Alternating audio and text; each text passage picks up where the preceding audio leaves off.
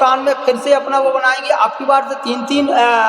वो संकट है, यानी अब की बार क्रिश्चियनों की भी धर्मांतरण से संख्या बढ़ी है, तो वो क्रिश्चियन कंट्री भी बनेगा इस भारत में से, और उसमें मुस्लिम कंट्री भी बनेगा, और तीसरा जो फिर से भारत कंट्री रहेगा उसमें घुसपैठिए फिर से रहेंगे। तो ये नहीं समझ पा रहे सत्ता के भूखे भेड़िए कि आज जो हम दे रहे हैं, कल को तुम्हारे बच्चे कहाँ रहेंगे, तुम्हारी बीवियां कहाँ रहेंगी। अब जैसे गाय हैं, गायों का मसला, जब विदेशी गाय आ गई, जर्सी गाय आ गई, वो दूध देती हैं, उनका सारी चीजें, तो देसी गायों का जो है पतन हो गया, वो बेचारी पन्नी खाती फिर रही, वो दर भटक रही। ऐसे ही क्या है, देसी महिलाओं को भी जो है ये कोई नहीं पसंद करेंगे, विदेशी महिलाएं घर में घुस जाएंगी, देसी महिलाएं बाहर पूछी नहीं जाएंगी। केवल एक ही काम होगा जो आज यह है,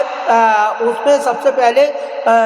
जो स्लाटर हाउस है, कत्ल खाने में जो गौवंश और गौएं कटने लगी हैं देसी, और विदेश को, अरब को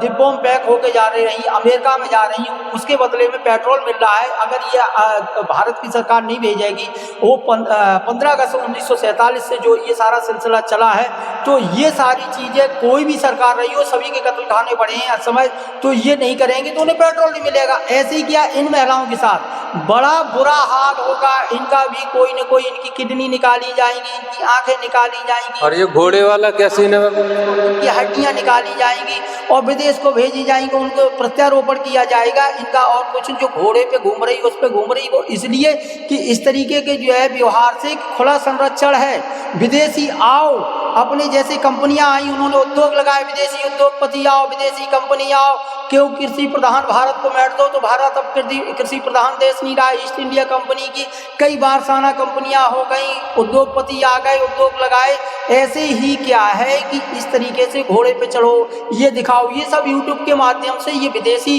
व्यवस्था है, विदेशी ये प्रचार तंत्र है, तो इस पे सब दिखाया जाता, तो सब लोग को बताया जा रहा है कि सीमा हैदर कितनी खुली सांस ले रही जो है, खुले स्वच्छंद रूप से जो है भारत के आसमान में, कि घोड़े पे सवार हो रही है और भी तरह तरह के से आ रही। तो तुम भी सवार, तुम्हें भी वही सुविधाएं मुहैया होंगी जो सीमा हैदर को। लेकिन यहाँ जो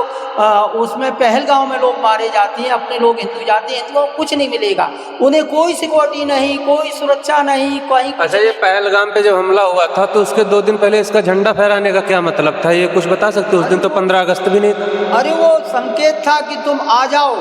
मेरा आपके लिए झंडी क्लियर है, भारत में तिरंगा झंडा आपको नहीं रोक रहा है, वो तिरंगा झंडा हिलाना ही और धमाका कर और तमाम लोगों की, निर्दोषों की जानों को ले लेना। और धीरे धीरे करके ये हम आप भी कल इसी से कष्ट में आने वाले हैं, इसलिए हम आपको समझना पड़ेगा ये भ्रष्ट तंत्र को, लूट तंत्र को, गुंडा तंत्र को, विदेशी तंत्र को, विदेशी वस्तुओं को, विदेशी महिलाओं को, विदेशी भाषा को,